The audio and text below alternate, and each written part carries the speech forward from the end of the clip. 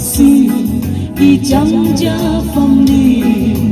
nung si hay ba Prabhu tali O Prabhu thagachari na haki nung si thong jana bor pinabi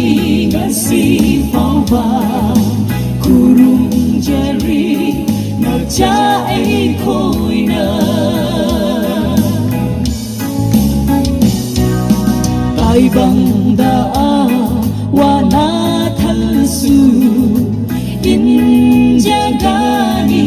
Prabhu gitu Krista gise pato jagani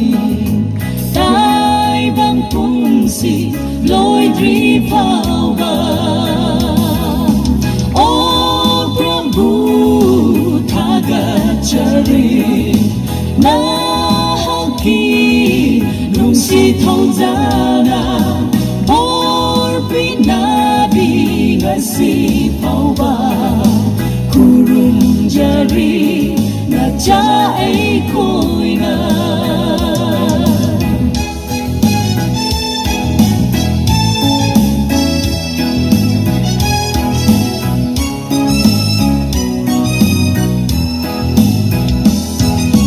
Sola bai mong ôi jar su tha đốc bi de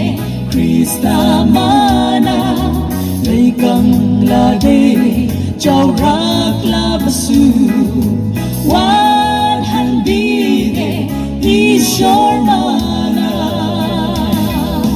O Prabhu thagachari na haki nung si thong jana bor pinabi ngasi pawa Khurumjari na cha